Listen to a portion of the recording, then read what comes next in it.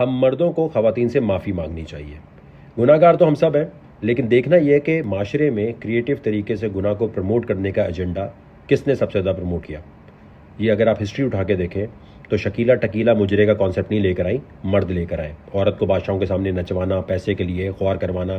اور اگر آپ ہسٹری اٹھا کے ویسٹ کی بھی دیکھیں تو جب تک پلے بوائے نہیں آیا تھا تو ماڈسٹی کے ساتھ یہاں پر خواتین یہاں تک کپڑے پہنتی تھیں.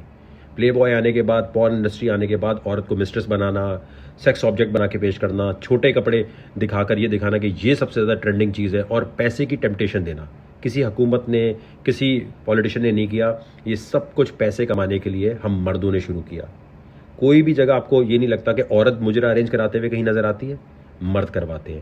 کہیں آپ کو لگتا ہے جی پورن انڈسٹری کے اندر جو لارے ایجنٹس ہیں وہ کون ہے زیادہ تر؟ کس نے یہ سارا ٹرینڈ شروع کیا ہے؟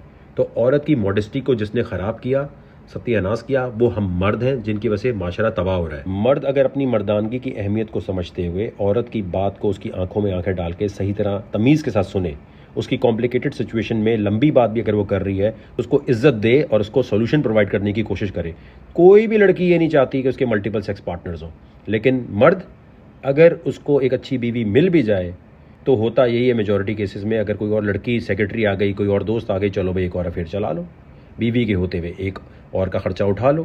کتنی بار ایسا ہوتا ہے کہ ایک عورت جو ہے ایسے کر رہی ہو، کرتی ہوں گی چیٹ، لیکن کتنی دفعہ ایسا ہوا ہے کہ ایک مرد کو چیٹ کرنے کے اوپر زمین میں ڈال کر سٹوننگ کر کے پتھر وتھر مار کے مار دیا گیا ہو، عبرت کا نشان بنایا گیا ہو تاکہ آئندہ مرد چیٹ نہ کرے.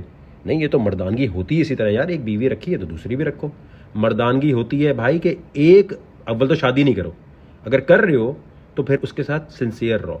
اگر معاشرے میں مرد اپنی بیوی کے ساتھ، اپنے پارٹنر کے ساتھ سنسیئر رہنے لگ جائے تو فیملی سٹرکچر صحیح ہو جائے گا. فیملی سٹرکچر صحیح ہوگا تبھی معاشرہ ٹھیک ہو سکتا ہے. آج ہم مرد اپنے آپ سے وعدہ کر لیں کہ اگر ایک لڑکی سے شادی کے وعدے کر رہے ہیں، افیئر چلا رہے ہیں، اور خاص طور پہ ایسی لڑکیاں جن کا پہلا افیئر ہے، ان کا دل نہ توڑیں، یا تو شادی کے وعدے نہ کریں، بولے ہاں جی ہم دوست ہیں صرف، تو خدا کی قسم معاشرے میں بہت بہتری آنا شروع ہو جائے گی. کیونکہ ایک لڑکی جس کا پہلا افیئر شادی میں کنورٹ نہیں ہوتا یا اسے چھوڑ کے چلے جاتے ہیں تو وہ سوچتی یار اسی کو تو میں سب کچھ سمجھ رہی تھی، اس نے تو مجھے چھوڑ دیا، اچھا چلو مجھے بھی یہی کرنا ہے معاشرے میں، میں بھی یہی کرتی ہوں، میں بھی پیسوں کے چکر میں کسی اور کے پاس جانا شروع کر دیتی ہوں.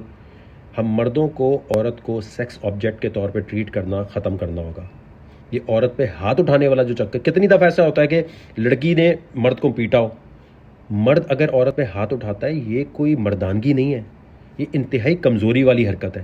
اگر تم اپنی بیوی پہ یا اپنی گرل فرینڈ پہ کسی کو بھی مار رہے ہو تو تم سے بدترین انسان کوئی نہیں ہے بھائی دنیا میں.